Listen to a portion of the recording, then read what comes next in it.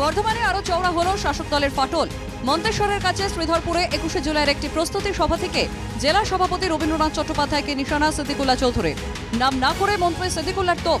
কাটোয়ার বসে বুড়োবাবু মন্তেশ্বরে ছিপ ফেলছেন, কিন্তু মাছ ধরা এত সহজ হবে না। এখন আবার শুনছি কাটোয়ার বুড়োবাবু ওখান থেকে ছিপ ফেলছেন। মাছ ধরবেন কোথায়? মন্তেশ্বর।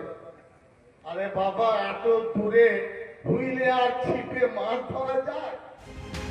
দলের সভা থেকে সিদ্দিকুল্লাহর হুঙ্কার, কাটোয়া তার 2 আঙুলের মধ্যে রয়েছে, তিনি চাইলে বহু দূর জল গড়াতে পারে বলে হুঁশিয়ারি সিদ্দিকুল্লাহর। আর কাটোয়া হলো আমার এই 2 আঙুলের মধ্যে, যেমন একসাথে লেগে আছে। আমার বাড়ি ওখানে, জন্ম ওখানে। একটুখানি ওই পুকুর কুলিয়ে দিলে কোথাকার জল কোথায় চলে যাবে তার হিসাব। যদিও জেলা সভাপতি রবীন্দ্রনাথ ভট্টাচার্য এ নিয়ে সরাসরি কিছু বলতে চাননি। দলকে বিষয়টি জানাবেন বলে জানিয়েছেন রবীন্দ্রনাথ।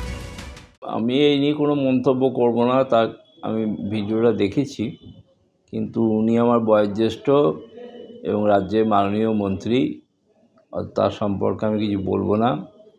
উনি যা বলেছেন সেটা দলীয় নেতৃত্বকে জানাবো।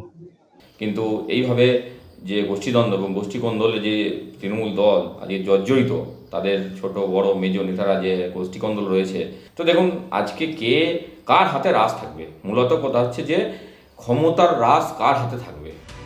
মন্তেশ্বরের ঘটনায় ক্ষুব্ধ মুখ্যমন্ত্রীর নির্দেশের পর তিনি সিদ্দিকুল্লাহকে ফোন করেন ফিরাদ। যদিও জেলা সভাপতি রবীন্দ্রনাথ সেই সময় দলের পতাকা হাতে কেউ বিক্ষোভ দেখায়নি বলেই বিষয়টি এড়িয়ে গিয়েছিলেন।